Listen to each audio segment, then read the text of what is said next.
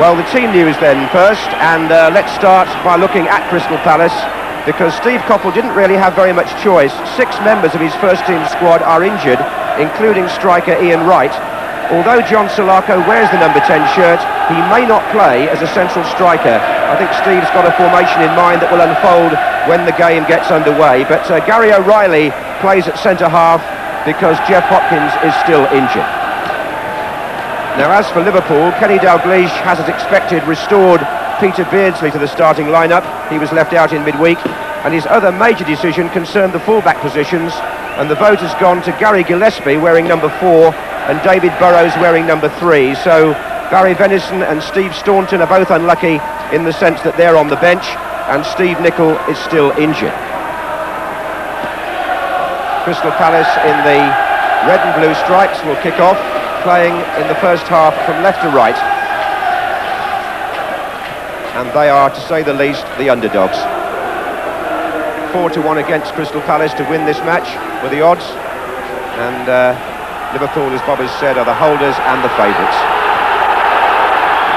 So with some supporters still coming into the ground, George Courtney gets the semi-final underway on time. And that's Thomas forward straight away for Palace, just testing Burrows.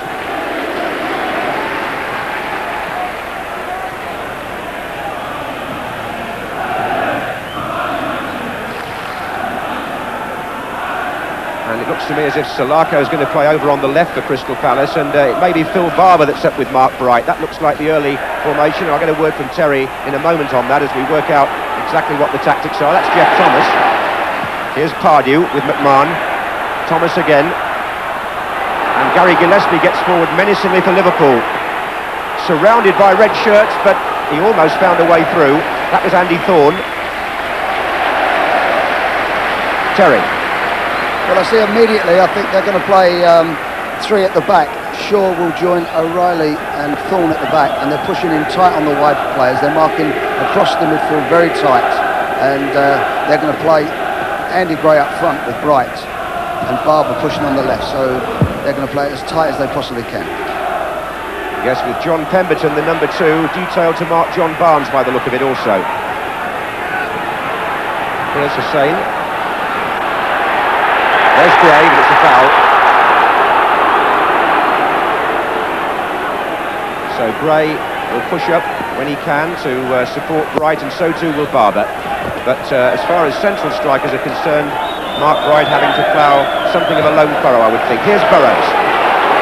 Rush and Beardsley in the middle, so is Barnes. Ray Houghton pulling at the back. Didn't quite middle that.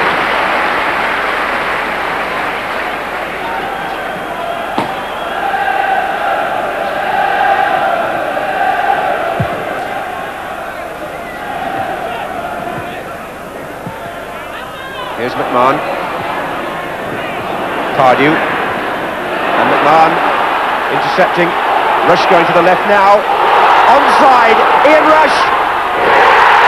Liverpool take the lead. And Ian Rush, the ace goal scorer, once again makes it look so easy. Palace never recovered from Pardew losing the ball in midfield to McMahon. And the penetrating pass found out the Palace defence. McMahon, who got the ball from the Palace player Pardew, slide rule ball, isn't it? They're looking for an offside, it never came, and as Nigel Martin narrowed the angle, Rush just jogged the ball past him with his left foot. And that's a moment of Liverpool history, because Ian Rush, with that goal, now becomes the second highest scorer in the history of the club. It's his 241st senior goal for Liverpool, and now only Roger Hunt has more. It'll be very interesting, John, now to see how they go about the game from now on. They've coped fairly well, actually, until now, and they've looked as if they've coped for most things. It was a very risky thing to do to try and play offside in that position. I didn't think it was necessary. He could have just run with him. He was going away from goal. But nevertheless, it was a great finish. Yes, it had Ian Rush written all over it, that, didn't it? This is Barnes. So the favourites take the lead. Here's Whelan. And Barnes sneaking in here. This time there is an offside flag.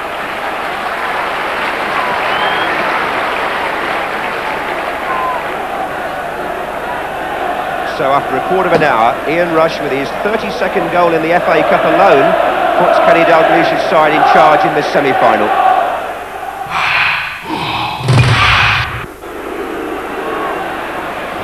Here's Pardew. And now it's Mark Bright. He shook off Hussein there. He's got Jeff Thomas and Andy Gray coming up in the centre. If he could have got the ball in there, then Palace had a chance. It's the first time they've really threatened to open Liverpool up. Here's Salako.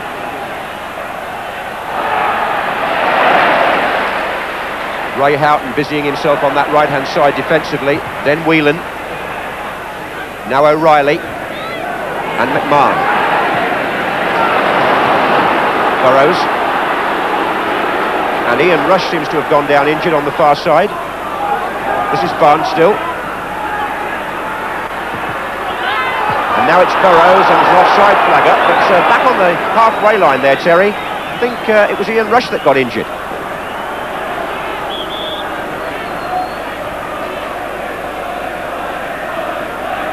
I think he's... looks to be struggling there a little bit, John. I don't know where he's got it.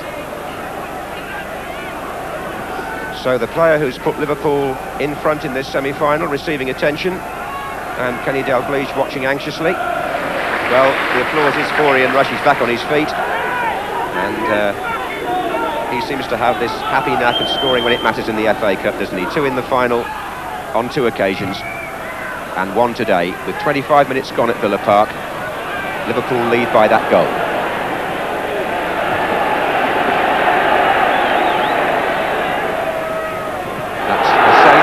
Barber.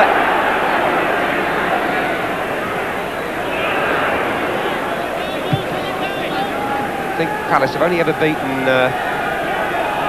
Liverpool on 1 occasion in the last 18 meetings, back in 1971 at Selhurst Park, and they've lost twice to them this season. 2-0 at Palace, and of course the 9-0 at Anfield.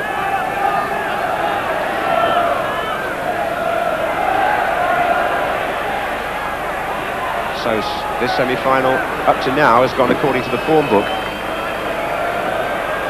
Well, I think it has, but I think we can still say that they've set about the job well, and I think they're doing quite well at Crystal Palace. Obviously disappointed to be losing, but they're still in the game up to now. It's a mistake by Thomas, which has given Liverpool possession again, and McMahon. Beardsley brings Burrows into the game. Barnes has made a run through the inside left channel. Andy Gray is the player chasing back with Burrows. Did the job pretty well, and then Burrows fouled him. That's the second offence by David Burrows, and George Courtney's already had a word with him once. They've done very well there, Andy Gray. He's very strong, he's very determined, and he's done his job right, but he's inclined to want to lay on the ground a little while.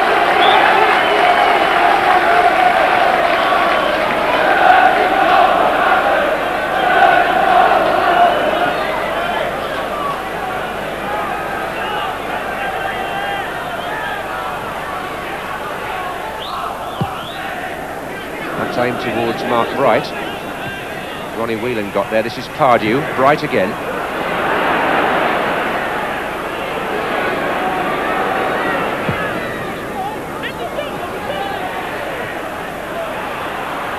And there's Hansen now with Bright, who gets the ball in, and Hussein's in trouble against Barber. It's a corner. Well, he recovered well. Corner to Palace now. Have they got a chance with Thorne and O'Reilly going up? Thorne into the near post position, O'Reilly behind him, Bright taking the far post. That's the lineup. And O'Reilly with Grobbelaar, who punched well. But here's Salako.